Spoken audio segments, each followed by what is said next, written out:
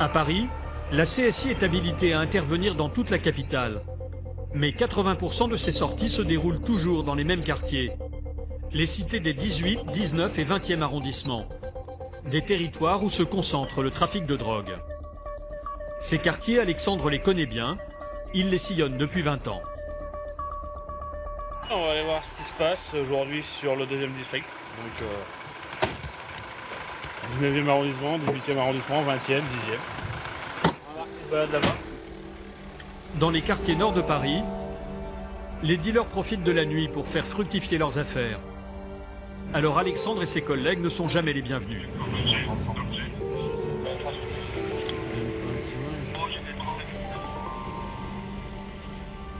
Ici, on est sur le 20e arrondissement.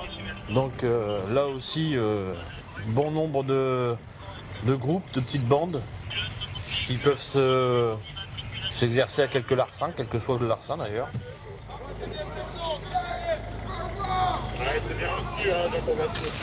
Ah, je disais, c'est les petits noms d'oiseaux qui commencent à valser. Ici, on y est un petit peu coutumier. Un quartier réputé pour ça. Ils sont assez méchants aussi. Et ce soir-là, Alexandre ne croit pas si bien dire. Quelques minutes plus tard, les policiers du 20e arrondissement l'appellent en renfort sur un cas d'extrême urgence. TNCQ de 51 Charlie 32, vous pouvez me redonner exactement l'endroit où il y aurait ce coup de feu? 73 rue Saint-Blaise.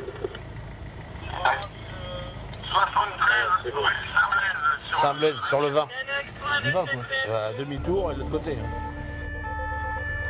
Un règlement de compte vient d'avoir lieu dans un quartier classé zone de sécurité prioritaire. Alexandre et son coéquipier accélèrent car la situation risque de devenir tendue. C'est vers tout ce quartier justement où vous avez dit qu'il n'était pas rare qu'on prenne ou qu'on soit pris à partie là-bas. CQ 51 Charlie 32, on est dans la rue Saint-Blaise. Une douille au sol. En arrivant sur place, les hommes de la CSI découvrent ces jeunes. Ils se sont fait tirer dessus. Au sol, un de leurs amis. Il a reçu 3 balles. La victime était en train de manger et de boire, à 4 h du matin, sur la place, avec ses amis, quand une voiture a surgi. À bord, un homme a ouvert le feu dans sa direction. Alexandre tente de trouver des témoins de la scène. 3 à 4 détonations. Le tireur se serait servi d'un pistolet automatique. Une arme que les bandes n'hésitent plus à utiliser en plein Paris. Donc là c'est des douilles.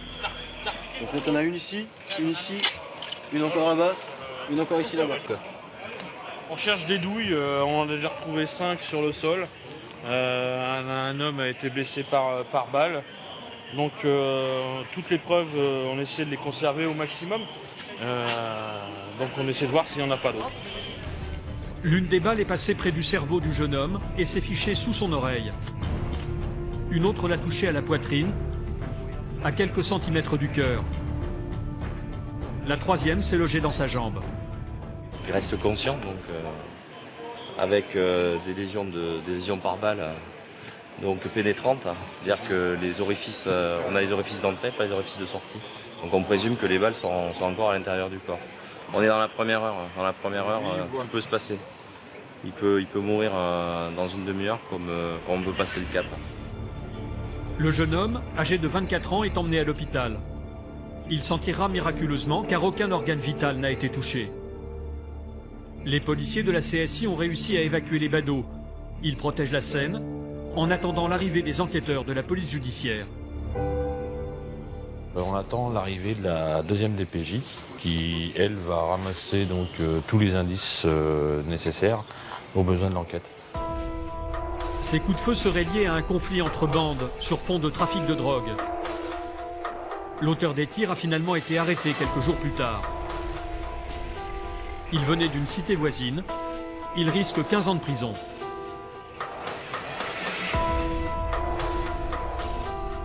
À Paris, des bandes rivales s'affrontent régulièrement. Elles viennent principalement du nord de la capitale Les jeunes des 18 et 19e arrondissements se donnent souvent rendez-vous pour en découdre, dans le quartier de l'Évangile.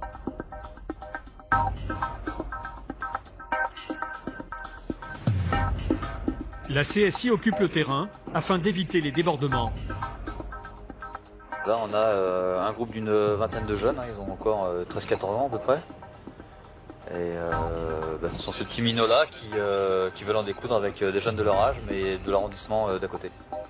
Voilà, et donc tous les soirs, c'est comme ça. Tous les soirs, c'est des rassemblements, ils se préparent, ils s'arment, et en essayant d'affronter la bande d'en face. Sans raison valable, les policiers ne peuvent pas obliger les adolescents à rentrer chez eux. Ils sont des dizaines à traîner sans rien faire. Mais ce soir-là, certains ont décidé de s'en prendre à un véhicule de la police. Bon, en fait, là, les collègues qui sont sur le secteur se sont fait caillasser. Le fait qu'il y ait moins de véhicules de police, et là, les jeunes ils sont en supériorité numérique et du coup, ils en profitent un petit peu, quoi. Les policiers n'ont pas le droit de fouiller les passants sans motif. Mais ces jets de projectiles vont permettre à la patrouille de contrôler plusieurs jeunes pour retrouver les coupables. Ils croisent un groupe qu'ils connaissent bien. Mais décidément, on se voit tous les jours. Tous les jours. Genre, toujours la même convoi, quoi. C'est tous les jours. Devant notre caméra, un jeune ne cache pas la rivalité qu'il entretient avec une autre bande. C'est quoi là? Quand on redescend, c'est pas fini, c'est pas fini. C'est pas fini. Ça va jamais finir avec ça, va jamais finir. Je vais toujours les fumer. Pas parce qu'ils m'ont fait à cause d'eux, j'ai fait garde à vue, non. Ça j'ai pas oublié. Pas d'armes sur eux et aucune dans le caniveau. Les policiers n'ont rien à leur reprocher. Ils les laissent repartir. C'est bon? Bon allez les jeunes. À tout à l'heure. Ah ouais Marceau. Aïe aïe. À tout à l'heure. Ça fait 18. Avec ce type de contrôle, les policiers veulent aussi dissuader les bandes de se battre. Mais ce soir-là, les choses ne vont pas se passer aussi facilement. Voilà, ils sont tendus parce qu'effectivement on est sur le secteur et puis on est sur leur dos, donc on les laisse pas faire s'ils ont envie. Et ils vont s'en prendre aux forces de police maintenant. Quelques minutes plus tard, la patrouille recroise les mêmes garçons. Ils sont une vingtaine alors que les policiers ne sont que 3. Un jeune va les provoquer. Une pierre vient d'être lancée sur la voiture. Le garçon qui l'a jeté se dissimule derrière ses amis et part vers la droite. Non, je crois que c'est celui-là, là. Gwen décide de l'interpeller au milieu de ses amis. C'est toi qui as lancé? C'est toi qui as lancé? La bande tente alors de le délivrer. Ils encerclent la patrouille. Les policiers sont débordés. L'un d'eux est obligé de faire usage de sa matraque pour les tenir à distance. Le groupe veut clairement blesser les policiers. Non, c'est bon. Et d'un seul coup, une pluie de projectiles va s'abattre sur eux. C'est bon, d'accord. Ouais. Pardon? Putain. D'abord un casque de scooter, Urgent. puis une trottinette. Urgent. Gwen appelle à l'aide, car ils sont en infériorité numérique. Ta gueule. Balance-moi le bébé, putain. Pour reprendre le dessus, il demande à son collègue de récupérer le LBD, un flashball. Balance-moi le bébé, nom de Dieu. Allez. Le calme revient rapidement, mais les policiers se sont fait une grosse frayeur. Celui par qui tout a commencé continue à se rebeller, mais il sera vite immobilisé par la CSI. Il passera en comparution immédiate le lendemain. À mon avis, non. On va faire le... Ah si. J'ai un collègue qui saigne du visage, mon équipier qui saigne du visage. On a fait usage du LBD également, on s'est pris les projectiles, plomb métallique, casque. C'est parti en sucette. Le policier blessé se fera poser 17 points de suture au visage. Parmi les objets lancés, ces montants de lit en bois. En première ligne face à ces violences urbaines, la CSI se trouve fréquemment confrontée à de tels actes.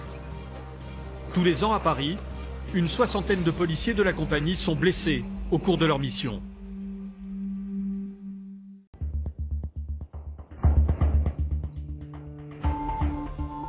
En plus des policiers en tenue et en civil, la CSI dispose d'une unité très spéciale. Le groupe de soutien opérationnel, dirigé par le major Calmont. Des hommes surentraînés qui réalisent des interventions à haut risque. Là, il y a une double difficulté. Cette double difficulté, ça va être dans l'ouverture de la porte de l'appartement. Et la deuxième difficulté et dangerosité, c'est l'individu qui va effectivement chercher à se débarrasser de sa marchandise, mais en plus peut-être se défendre avec une arme. L'individu a déjà fait de la prison pour trafic de drogue et il a déjà été arrêté avec une arme de poing en sa possession. Les policiers s'attendent à ce qu'il soit de nouveau armé. Les forces de l'ordre ont cerné la cité. Le dealer serait actuellement dans son appartement. Mais en arrivant devant la porte, le major Calmont et ses hommes vont avoir une petite surprise. Porte ouverte. La porte blindée du suspect est ouverte. Une dizaine de policiers pénètrent sans attendre à l'intérieur.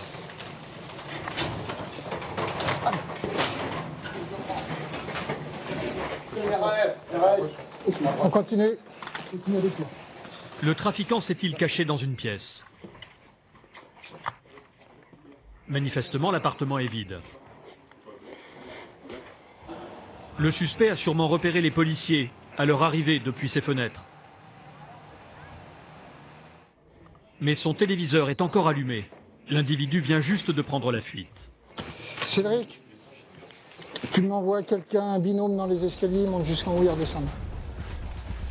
Le major est persuadé que le dealer est encore dans les murs. Le trafiquant est peut-être en train de se réfugier chez un complice. Les policiers doivent faire vite. Ils partent à l'assaut des 15 étages de l'immeuble. Et en arrivant au 10e,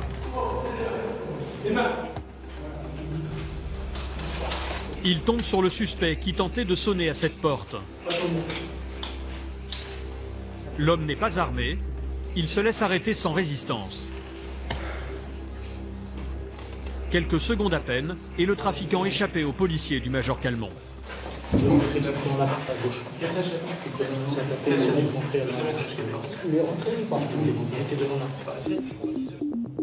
Que faisait le dealer devant cette porte?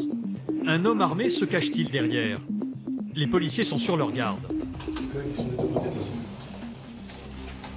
Reste pas devant la porte, on sait jamais.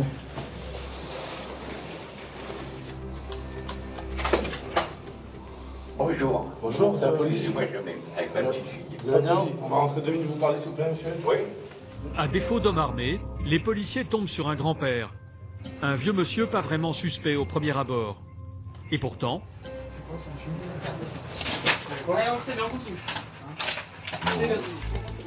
Posé sur le lit de son fils, des quantités importantes de résine de cannabis. Une marchandise qui interpelle l'équipe du major. Il est où votre fils, monsieur, là? Pour l'instant, je ne suis pas, monsieur. Vous savez pas, il va rentrer Normalement, il rentre. Hein. Il a quel âge? 40 et quelques. D'accord. Il travaille? Oui, il travaille, monsieur. Exactement. D'accord, bien, monsieur. Les réponses de l'homme sont un peu trop évasives pour les policiers. Ils sont persuadés que son fils stocke la marchandise du dealer. Raison pour laquelle il a cherché à se cacher dans cet appartement. Les policiers ont déjà mis la main sur 800 grammes de cannabis, une quantité suffisante pour prouver l'existence d'un trafic. Et leur découverte ne s'arrête pas là. Ils tombent maintenant sur une réserve impressionnante de munitions. C'est des munitions perforantes, donc qui ont un fort pouvoir perforant. C'est pour ça C'est pas pour chasser sanglier, ça? C'est du revolver, c'est du 357, c'est des vieilles munitions, mais qui ont un... Voilà, là, voilà, c'est l'antipersonnel, on voit, avec ogive creuse, ça fait beaucoup de dégâts. Le major Calmont et son équipe viennent de mettre la main sur des munitions de guerre. Près de 300 cartouches. Ces individus pourraient être bien plus que des petits dealers de quartier. Plus surprenant encore, ils découvrent un gilet pare-balles qu'ils connaissent bien. C'est un gilet police qui a été volé. Vous avez l'écusson qui est ici, qui a été enlevé.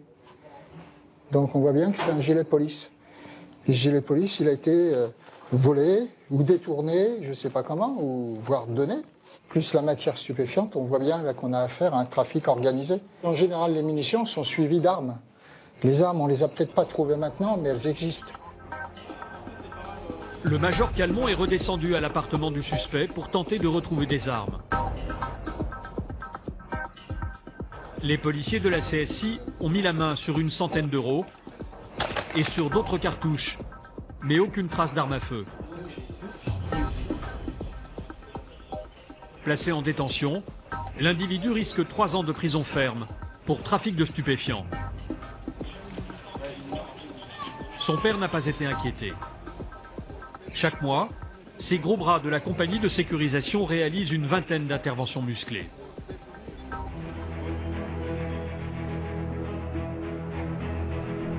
En dehors des interpellations à haut risque, les policiers de la CSI font face chaque année à des événements exceptionnels.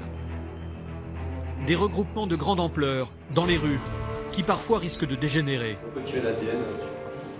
Cet après-midi, à la base de la CSI, une soixantaine de policiers sont présents. Le capitaine et ses hommes vont sécuriser le quartier de Barbès. C'est traditionnellement le lieu de rassemblement de la communauté algérienne. Les supporters sont encore rivés aux écrans, dans les bars. L'équipe nationale algérienne est en passe de l'emporter. La soirée s'annonce radieuse pour les supporters.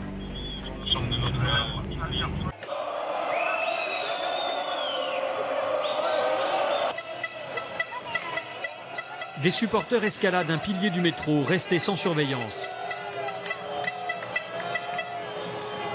En marchant sur cette armature métallique, le jeune homme risque sa vie. D'un côté, le vide. De l'autre, les rails du métro qui peut arriver à tout moment. J'ai un individu qui est monté sur l'armature métallique du métro Barbès. Vous pouvez voir avec la RATP pour faire bloquer le métro. Il ne faudrait pas qu'il vienne à tomber sur les rails. Comme maintenant on en a une dizaine, il y a quand même un vrai risque potentiel que celui puisse tomber et que le drame puisse arriver. Ils veulent en découdre avec les policiers.